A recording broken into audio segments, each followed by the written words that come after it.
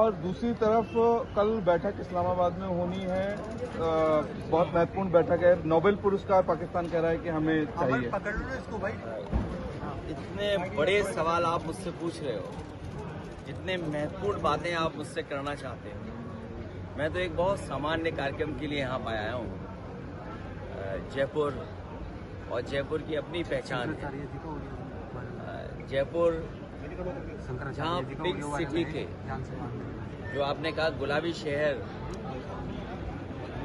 अगर हम लाल रंग को और सफेद रंग को मिलाएं तो गुलाबी बनता है। हेरिटेज को लेकर के, हार्मोनियस हेरिटेज को लेकर के एक कार्यक्रम करने आया हूं। और यहाँ के वातावरण में साजी विरासत घुली हुई है,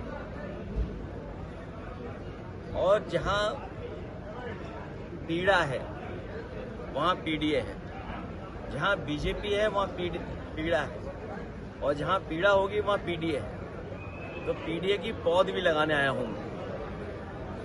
ये जो बड़े सवाल आपने पूछे हैं कि बीजेपी अपना घोषणा पत्र लेकर के आई, बीजेपी में एक बात बहुत अच्छी है उनके नेताओं में, वो कभी पीछे मुड़ के नहीं देखते। वो जो बात कह देते हैं एक बार को, वो पूरी हुई है कि नहीं हुई है उस तरफ नहीं देखते। कभी उन्होंने कहा था कि किसान की आय दोगुनी होगी, और मुझे नहीं पता है कि जयपुर में ये बातें रखी होंगी बीजेपी ने कि नहीं, लेकिन आय दोगुनी की बात की थी। लेकिन महंगाई का अगर हिसाब किताब लगाए तो किसान की आय कितनी बड़ी होगी। दूसरा, क्योंकि राजस्थान टूरिज्म में बहुत आगे है। आपके बगल के शहर में, आगरा में, बीजेपी के लोग कह के गए थे कि $1 ट्रिलियन की इकोनॉमी टूरिज्म की बना देंगे। अगर आगरा की $1 ट्रिलियन की इकोनॉमी बन सकती है तो जयपुर की तो और ऊपर बन सकती है। लगता तो ये है इन दिनों